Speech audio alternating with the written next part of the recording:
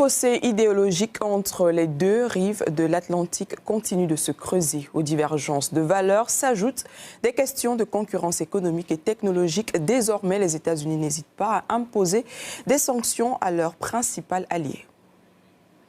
Le mardi 23 décembre, Washington a annoncé l'imposition de sanctions à l'encontre de plusieurs personnalités européennes pour leur engagement en faveur de la régulation de la technologie.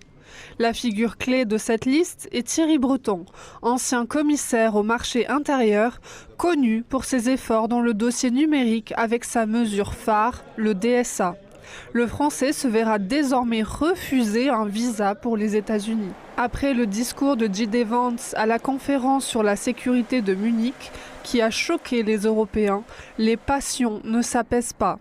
L'administration Trump accuse systématiquement les Européens de s'éloigner des idéaux démocratiques. Le secrétaire d'État américain Marco Rubio a déclaré que l'Amérique n'avait plus l'intention de laisser les mesures de censure sans réponse.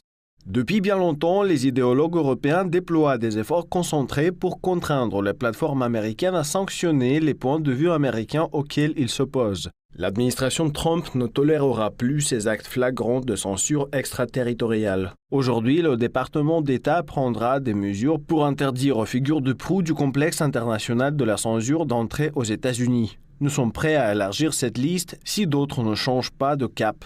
La politique de Bruxelles visant à durcir les règles applicables aux géants américains du numérique est considérée par la Maison-Blanche comme une atteinte à la liberté d'expression.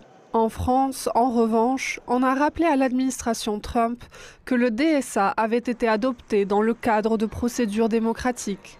La France dénonce avec la plus grande fermeté la restriction de visa prise par les États-Unis à l'encontre de Thierry Breton, ancien ministre et commissaire européen, et 4 autres personnalités européennes. Les peuples de l'Europe sont libres et souverains et ne sauraient se faire imposer par d'autres les règles s'appliquant à leur espace numérique. Ces mesures relèvent de l'intimidation et de la coercition à l'encontre de la souveraineté numérique européenne. La réglementation numérique de l'Union européenne a été adoptée à l'issue d'un processus démocratique et souverain par le Parlement européen et le Conseil. Les règles qui s'appliquent à l'espace numérique de l'Union européenne n'ont pas vocation à être déterminées hors d'Europe. Outre l'ex-commissaire européen, 4 représentants d'ONG actives dans le domaine de l'information au Royaume-Uni et en Allemagne ont été soumis à des restrictions américaines. Les réactions des capitales européennes ne se sont pas faites attendre. La décision des États-Unis d'imposer des restrictions de voyage aux citoyens et aux fonctionnaires européens est inacceptable et constitue une atteinte à notre souveraineté. L'Europe continuera à défendre ses